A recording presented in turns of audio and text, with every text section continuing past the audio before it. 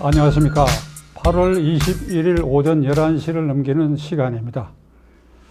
이 시간에는 추미애 법무장관, 추미애 표 검찰개혁이 완성 단계에 들어갔다. 이 점에 대해서 한번 살펴보기로 하겠습니다. 25일 국무회의에는 검찰 직제개혁안이 지난주에 차관회의를 통과했는데 이것의 최종적 결정을 국무회의에서 결정하도록 되어 있습니다.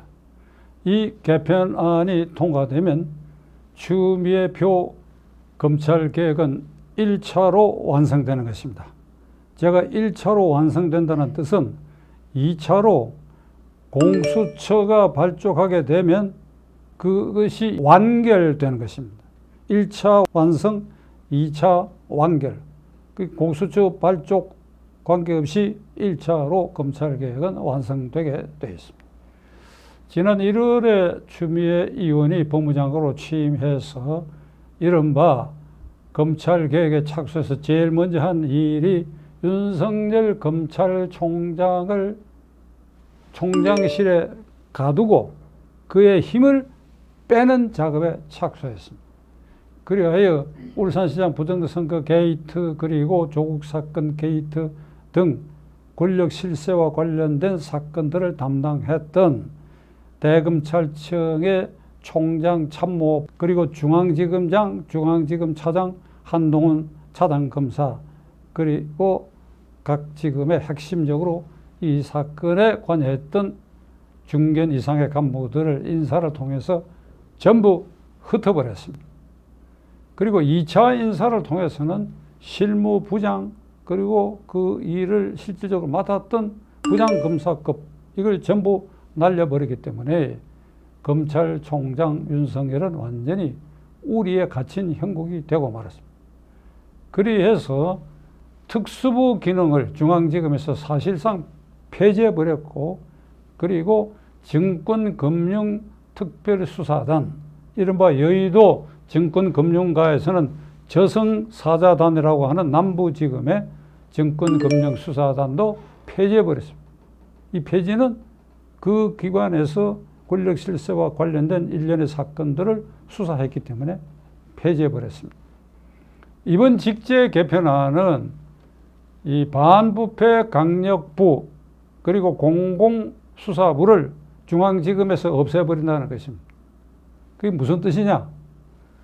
특수부, 공안부, 과거에 특수부로 이름 지어지고 공안부로 이름 지어졌던 그걸 해체해버린다는 것입니다. 해체해버리고 일반 형사부에서 그냥 무작위로 사건을 맡는다. 그리고 검찰총장의 참모직 중에 이 두 가지 기능을 담당했던 마지막으로 남아있던 4개 대검 부장 자리도 없애버립니다. 이렇게 되면 완전히 검찰총장은 식물 상태고 그리하여 권력 실세와 관련된 부정부패 사건, 금융사건 등은 이제 검찰이 더 이상 그 부분에 대한 수사를 의욕적으로 할 수 있는 길이 완전히 막혀버릴 것입니다. 그런데 이 직제 개편안이 통과되지 않은 현 상태에서 그러면 이 검찰이 어찌 되느냐? 아까 말씀드린 것처럼 추미애 장관이 취임한 이후에 1년의 검찰총장 힘 빼기와 특수부 기능을 폐지하는 과정 등을 통해서 국민의 최대 관심사인 울산시장 부정선거 사건에 13명이 기소된 지가 벌써 9개월이 돼 가는데 그 후속 수사가 예고돼 있었지요. 임종석 비서실장, 이광철 비서관 그리고 나아가 그 공소장에 40회 이상 언급된 대통령, 문재인이라는 이름만 빼고 대통령을 위해서, 대통령에 의해서 이런 표현이 그 문재인 대통령 사실상 피의자로 적시된 울산시장 부정선거 사건, 그 후속 수사건 어디서 하는지 저도 모르게 되어버렸습니다. 좀 거시기한 말입니다만 박찬종이가 변호사로서 모른다고 하면 시청자 여러분 다수도 그게 어디서 수사하는지 이성윤 중앙지검장 밑에서 어느 부서에서 하는지 오리무중, 흔적, 번지수가 없어져 버렸어요. 그 추가 수사 안 한다는 거 아닙니까? 안 하는 게 아니라 못한다, 못하는 게 아니라 어디서 하는지를 모르게 만들어놔버려요. 그 조국 사건 수사도 마찬가지입니다. 그리고 라임 사건도 정권 금융조사단을 해체해버리고 말았는데 거기에는 이미 그 주범이 청와대 행정관 지낸 사람도 구속이 됐고 그리고 서울 출신 국회의원 한 사람 제가 예를 한번 들은 일이 있지요. 그 관련자로부터 수천만 원의 뇌물을 받았다 하는 자백이 있었다. 그러자 이 의원은 공개적으로 돈은 안 받고 양복표를 받았다. 반자백을 한 겁니다. 양복표만 받고 돈을 안 받았다. 그 우리가 경험상 믿기 어렵지요. 그런데도 이 수사는 오리무중에 파묻혀버렸고 그리고 옵티머스 사건은 임종석 실장 등 한양대학 출신 권력 실세들이 관련되어 있는 사건이다. 이 창업자가 이혁진이다. 이혁진은 이 서초 갑구의 국회의원으로 민주당 공천에 입후보한 일도 있다. 대통령하고도 가까운 사이다. 같이 찍은 사진도 있다. 해외 순방에도 동행한 일이 있다. 이런 주모자 중에 하나인데 지금 로스앤젤레스에 이 수사가 본격하게 되기 그 무렵에 도망을 가버렸다고 되어 있습니다. 그리고 거기서 무슨 사업을 한다고 하는데 최근에 나는 관계가 없다. 오라 그러면 가라겠다. 그런데 검찰이 이게 어디서 수사하는지 오리무중이 되어버렸습니다. 일이 이쯤 되면 인터폴을 통해서 범죄인 인도를 당연히 요구해야 할 사안인데 그 주체가 없어져 버렸습니다. 윤미향 사건, 저건 틀림없이 기소돼야 할 사건이에요. 구속이냐 불구속이냐 간에 기소돼야 할 사건인데 이것이 이 정권에 주는 치명성을 생각했는지 이것도 지금 무엇이 됐는지 조사는 받았다고 하는데 이것도 오리무중이 되어버렸습니다.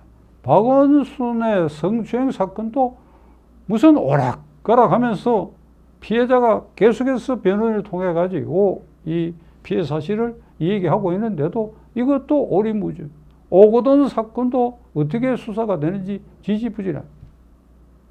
이와 같이 정권과 관계되는 것, 정권 실세와 관계되는 것, 대통령과 관계되는 것, 지지율을 현저히 추락시킬 위험이 있는 이런 불덩어리들, 이걸 추미애 장관이 취임한 이후에 8월 25일 국무회의에 상정된 마지막 직제 개편안 이전에 이미 이런 수사는 불가능한 상태로 만들어버리고 그래서 직제 개편안이 확정되면 이제 그것은 영구히 짧게는 문재인 대통령 재임 기간 중에 이런 권력 실세와 관련된 부정부패 사건은 완전히 샷다를 내리게 되고 또 정권이 변동되지 않고 정권 교체가 되지 않고 같은 세력이 정권 잡게 되면 반영구적으로 이건 영구히 묻힐 가능성이 있고 거기 지금 피의자들이 뭔가 겁에 질려 있다가도 지금 거의 다 해방감을 갖고 그리고 반영구적으로 거기서 풀려날 가능성이 있다.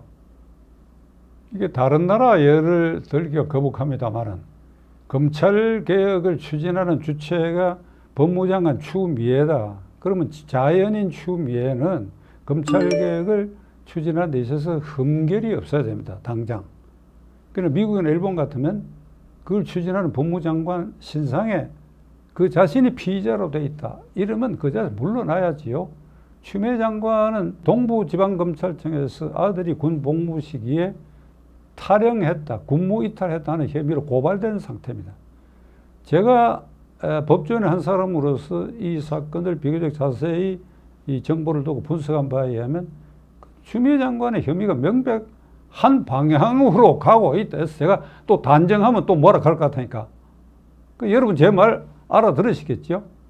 그런데 국회에서는 야당 의원이 법무장관에게 질문을 하기로 그 아들 사건에 어떤 관계냐니까 소설을 쓰고 있네요. 기가 막힐 일입니다. 이게 일본이나 미국 같으면 그 한마디로 이거. 그 이 나라가 관대한지 시청자와 저 국민인 우리가 이게 관대한 것인지 이놈은 야당이 아무리 의석이 과반수가 안 된다고 해도 그래도 107석을 갖고 있는데 이게 두 눈 뜨고 그런 소리 듣고 그냥 지나가고 이게 나라입니까? 이걸 나는 문재인 정권과 문재인 대통령 실세에게 얘기하는 것이 아니라 미래통합당 의원들한테 하는 얘기입니다. 그대들이 야당이야? 그대들이 야당이야? 그 두 번째로 저와 시청자 여러분들은 헌법 제1기관의 국민인데 국민인 우리도 이래서 되겠습니까? 이제 8월 25일 국무회의에서 직제 개편안이 통과되면 이제 검찰은 완전히 앞에 말씀드린 것처럼 추미애 표 1단계 계획이 완성되는데 그 완성된 검찰의 모습이 어떤 모습이냐? 좀도둑이나 잡범을 경찰에서 잡아다가 구속해서 송치한 사건, 좀도둑 잡범 상대로 이럴 도둑질한 일이 있느냐 없느냐를 따져서 기소하거나 말거나 하는 좀도둑 처리 기관으로 전락한다는 사실입니다. 이게 정상입니까? 정상 아니지요? 헌법 위반입니다. 시청자 여러분. 우리가 똑똑히 명심해야 됩니다. 헌법에는 검찰총장과 검사, 이게 사정의 중추기관으로 국가의 정의를 바로 세운다. 파사현정이다. 사악한 걸 깨고 올바른 걸 바로 세운다. 파사현정 사법기관의 중추가 검찰총장과 검사다. 그런데 어찌하여 이 기관을 좀도둑이나 처리하는 기관으로 전락시키기가 깔아뭉 게 말이 되는 소리입니까 이게? 8월 25일을 기해서 검찰이 좀도둑 처리 기관으로 전락한 것이 확인이 되면 문재인 대통령과 권력 실세들 그리고 앞에 말씀드린 이런 일련의 사건과 또 제가 예를 들지 않고 시중에 아주 기괴한 부정부패 사건 소문이 아주 많이 돌아다니고 있습니다. 형사소송법은 풍문도 수사의 단서가 된다고 그랬어요. 그런데 이제 검찰이 완전히 맥을 못 추게 됐으니까 속으로 다 만세를 부르겠지요. 그게 언제까지 만세 부르는 상태가 계속될 것 같습니까? 국민인 우리가 미처 덜 깨닫고 제1야당이 불실하고 그러니까 상당 기간 그렇게 만세 부르는 상태 갈지 몰라도 하늘이 내려다보고 있어. 하늘이. 제가 가끔 얘기했죠. 비리법권천이라 그랬어요.